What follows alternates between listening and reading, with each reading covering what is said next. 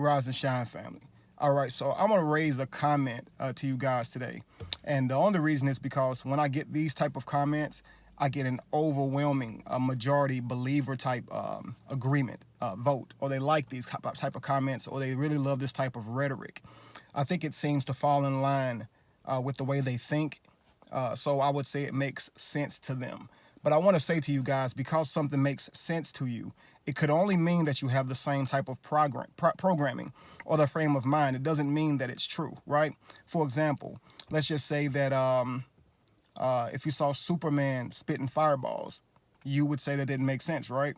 But you wouldn't if you saw him shooting eye lasers. Neither one of these are possible in the realm of reality, but seeing Superman doing something that you're not accustomed to seeing him do would seem nonsensical, right? Now, if you saw Mario, however, shooting out fireballs, it wouldn't make you question it, right? Well, so if you say a person can shoot out fireballs and it's Mario, that would make sense, so I wouldn't argue with that. But if you say a person can shoot out fireballs and it's Superman, he probably could if he wanted to, and they can make him do anything, right? But no, he doesn't do that. We haven't saw that, right? So this is what I mean. So just because something makes sense doesn't mean it's true to you, okay? So, and it just means more so that it agrees with your programming. So here's what the person said to me, guys. So here it is. This man was never a Christian in the first place. A real Christian wouldn't be able to walk away from the faith because a real Christian is filled with the power of the Holy Spirit, which is our confirmation that Yeshua is the truth. Okay, so what that is called is no true Scotsman. No true Scotsman, or appeal to purity, is an informal fallacy in which one attempts to protect the universal generalization from counterexamples by changing the definition in ad hoc fashion. And this means simply as needed, right? So they change it as needed to exclude these counterexamples.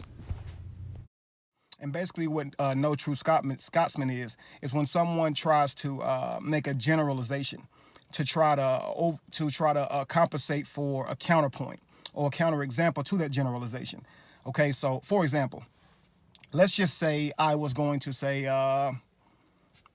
French people love French fries. So if you're not from France, if you don't love French fries, right? And all of a sudden someone says, well, I'm from France and I actually hate French fries. And I'm gonna say, well, you're no real Frenchman. You're not really from France then.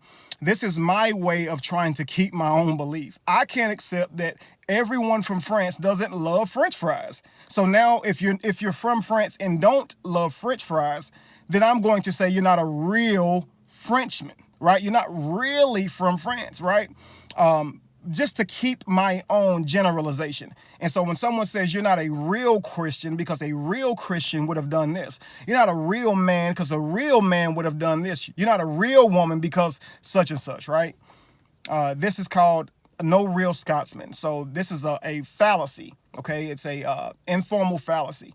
And there are many of these, but that's what this one is called, okay, family? So when someone comes to you saying things like that, you weren't really a Christian or you weren't a real Christian because just make sure they understand this.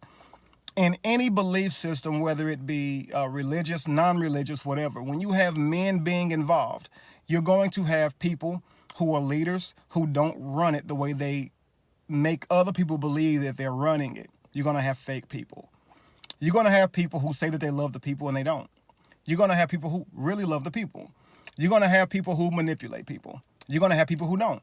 Now, this is in religion or whatever you're dealing with, because it's human beings. You understand? Human beings have these tendencies and these characteristics. So I don't think that you're going to go somewhere and not find them. So I think it's safer to not use generalizations and actually just weigh people according to who they are and not say if a person was a real anything, they would do anything.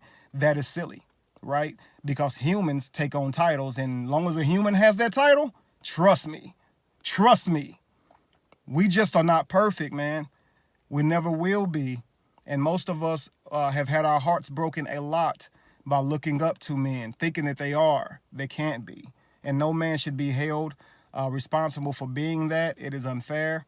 But at the same time, it doesn't mean that we should not try to display golden character.